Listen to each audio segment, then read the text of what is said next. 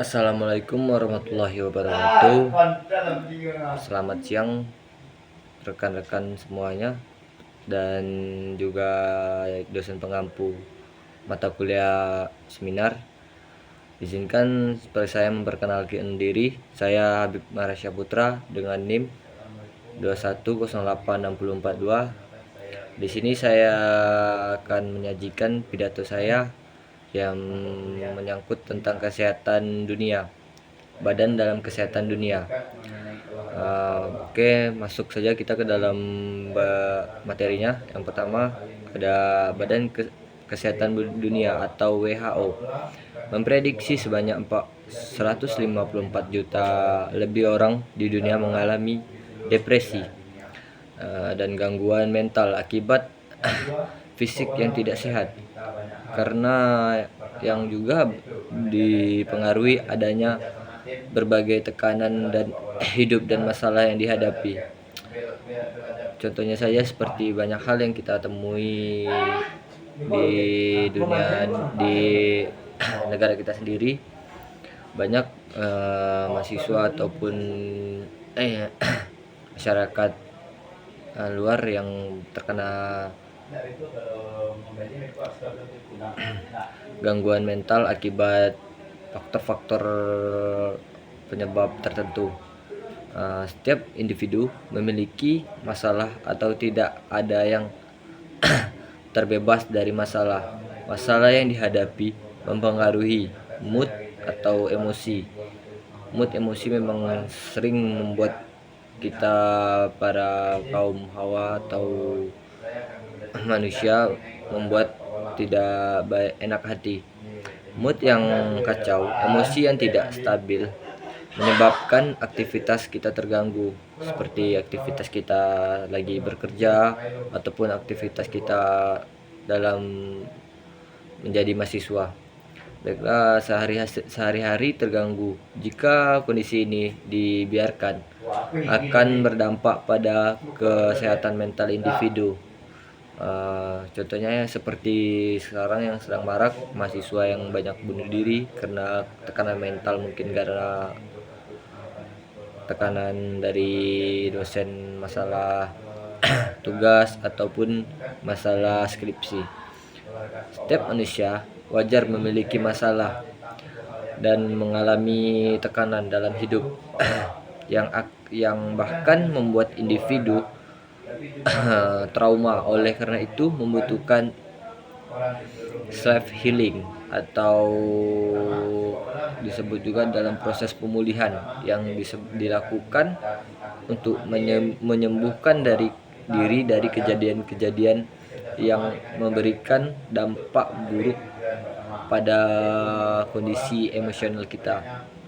Self healing dapat dilakukan melalui berbagai kegiatan yang memunculkan emosi positif, karena munculnya mewujudkan sehat secara utuh melalui olahraga. Individu melalui olahraga seperti contohnya kita bermain sepak bola saja kan, kita bisa mengatur emosional, kita bisa bermain dengan tenang. Jadi self healingnya kita dapat dari sepak bola, yaitu bisa bekerja sama teman, bisa kita mengobrol tidak sendirian, dan rasa khawatir kita dalam sendirian itu tidak terlalu menakutkan karena sudah banyak teman di lapangan, akibat kita sudah bermain sepak bola. Melakukan aktivitas di luar kerjaan rutinnya, khususnya melakukan olahraga kelompok, individu akan mendapatkan lingkungan sosial baru yang mempengaruhi kebugaran. Sejumlah penelitian menunjukkan orang yang aktif berolahraga lebih bahagia. Ya, memang itu sangat efektif olahraga kalau untuk memperbaiki mental kita yang sedang rusak. Tidak mudah stres, mengendalikan emosi, mengurangi cemas, menurunkan hormon endorfin yang berperan penting dalam menghilangkan tekanan dan rasa khawatir dari diri. Selama berolahraga, tubuh juga akan melepaskan beban dan hormon endorfinia yang dapat meningkatkan mood dan membuat tubuh kita dan pikiran kita lebih tenang. Hormon endorfin dapat mengurangi rasa sakit dan memberikan energi positif yang endorfin juga memicu munculnya energi positif dalam tubuh karena berolahraga identik dengan target dan melakukan pencapaian dalam tiap latihannya. Kebahagiaan dan kepuasan saat berhasil memenangkan atau mengalahkan lawan. Satu latihan akan memberikan energi positif dan rasa bahagia dalam menjalani kehidupan. Endorfin juga bertindak seperti halnya obat penenang yang bisa bisa meredakan kecemasan dan stres. Banyak manfaat dari olahraga, namun faktanya dilakukan dalam bekerja menyebabkan masyarakat tidak sempat berolahraga. Padahal dalam olahraga ringan selama 150 menit saja kita sudah dalam seminggu atau kurang lebih dalam 15 sampai 20 menit per hari yang dilakukan secara rutin terbukti dapat menghilangkan stres dan rasa khawatir kita. Contohnya seperti yang pertama ada mengurangi stres, meningkatkan kadar dalam tubuh, meredakan stres dan meningkatkan depresi dan mengurangkan depresi dan kecemasan kita sendiri. Yang kedua contohnya seperti kita meningkatkan memori produktivitas. Dan yang ketiga kita meningkatkan kualitas tidur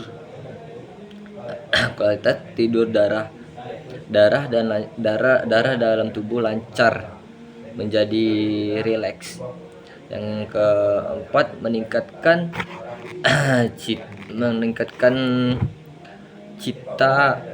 citra diri dipercaya, memecah kesuan dini. Yang kelima ada membuat bahagia, berasa santai. Yang keenam kita bisa contohnya seperti pengalihan cemas dan kekhawatiran, lancarnya pendarahan otak, melepaskan hormon sobri, rasa tenang dan meningkatkan kinerja otak. Jenis olahraga rutin yang dapat dilakukan atau secara individu adalah senam, lari atau jalan dengan setiap hari pagi atau setiap hari sore, bersepeda, gym, dan olahraga pemanasan sebagai olahraga kelompok yang dapat kita lakukan dalam futsal, bulu tangkis, dan lain-lainnya. Baiklah, mungkin itu saja yang bisa saya sampaikan dalam pidato saya saat ini. Saya akhiri, wabillahi taufik wal hidayah. Wassalamualaikum warahmatullahi wabarakatuh.